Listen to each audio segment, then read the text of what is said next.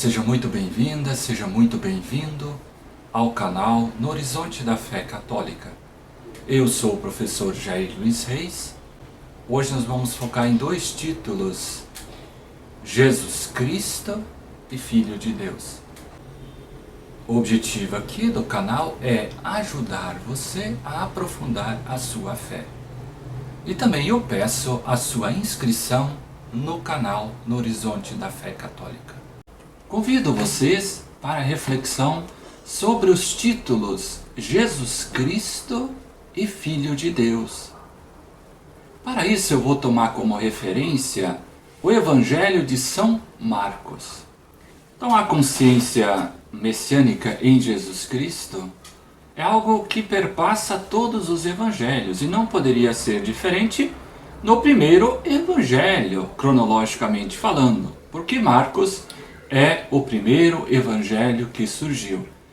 Então, ao analisar um pouco esse evangelho, esses dois títulos, eu gostaria também de falar um pouquinho, já aparece no início, então, que Jesus Cristo é o Messias e o Filho de Deus.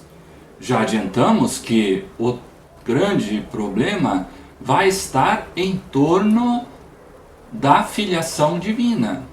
Não é por acaso que a condenação de Jesus Cristo se dá principalmente por ele ser considerado como Filho de Deus. Então é muito interessante a gente perceber como que o Evangelho de Marcos, de uma forma bastante esquemática, ele apresenta já no início esses dois títulos, Cristo, Filho de Deus.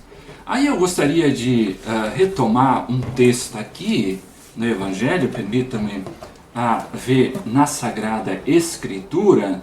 Eu até vou tirar o óculos para poder acompanhar melhor. Então lá no capítulo 8, versículos 27 até o versículo 30 diz: 27, Jesus partiu com seus discípulos para os povoados de Cesareia de Filipe, e no caminho perguntou a seus discípulos: quem dizem os homens que eu sou? Eles responderam: João Batista, outros Elias, outros ainda um dos profetas. E vós, perguntou ele, quem dizeis que eu sou? Pedro respondeu: tu és o Cristo. Então proibiu severamente a falar a alguém a seu respeito. Então aí nós estamos praticamente na metade do Evangelho de São Marcos. O que está no contexto do texto? Qual é a esperança messiânica que está por trás dos interlocutores do Evangelho? Primeiro vem citada aqui a figura de João Batista, como se João Batista pudesse voltar. Ou senão, depois também Elias, profeta Elias, ou ainda algum dos profetas. Veja, o que os destinatários estavam aguardando até então era um Messias parecido com aquilo que eles já conheciam. Profeta, alguém que pudesse falar com toda a autoridade, mas não conseguiam transpor nesse texto essa referência puramente profética. Vem o apóstolo São Pedro e diz: tu és o Cristo. É interessante perceber que essa caminhada que Jesus faz, todos aqueles sinais que ele realiza, dão testemunhas de que ele é o Messias. Mas claro que a compreensão do que significa de fato o messianismo de Jesus Cristo, ele só será possível totalmente a sua compreensão após a Páscoa.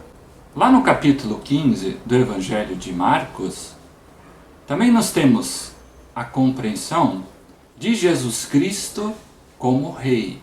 Lá no diálogo com Pilatos, então tu és rei, Importante sinalizar que Jesus somente usa para si o título de Filho do Homem. Na pergunta de Pilatos, se ele é rei, ele diz: tu o dizes. Os títulos cristológicos, eles são pronunciados, proclamados, a partir dos interlocutores.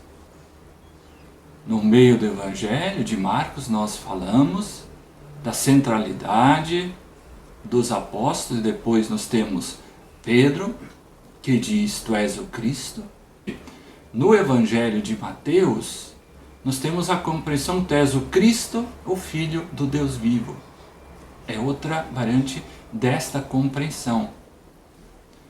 Mas o centro, ainda do capítulo 15, que nós estamos falando do Evangelho de Marcos, não é a proclamação ou a afirmação, a pergunta de Pilatos se Cristo é rei, mas está na resposta central do centurião. Quem que é o centurião?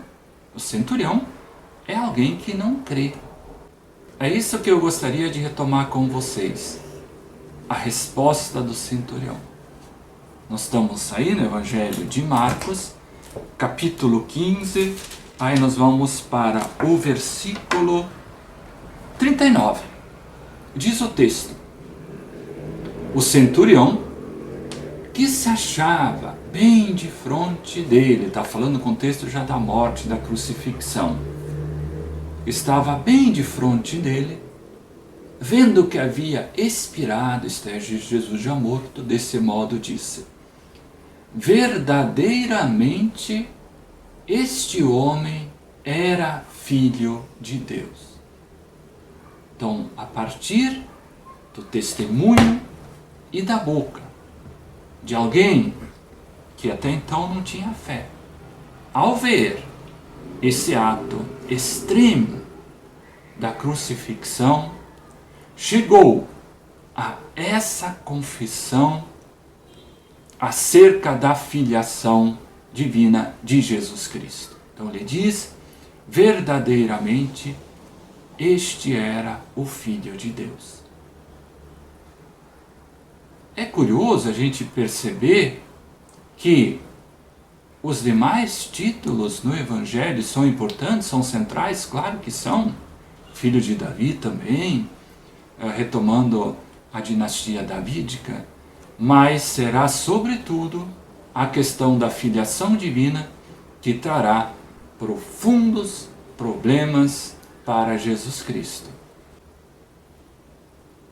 O fato de ser proclamado pelos destinatários, por aqueles que estavam junto, pelos apóstolos de Filho de Deus, é importante realçar que são sempre aqueles que estão junto com Jesus Cristo que o reconhecem como Filho de Deus. Então, para fechar um pouco essa nossa reflexão, a filiação divina, ela é essencial e fundamental para a cristologia. Não somente a cristologia neotestamentária, mas para toda a reflexão posterior. Muito obrigado por ter visto o vídeo até o final. Se você gostou, peço para que você dê o seu like e também compartilhe com seus amigos e conhecidos. Um abraço e até a nossa próxima oportunidade.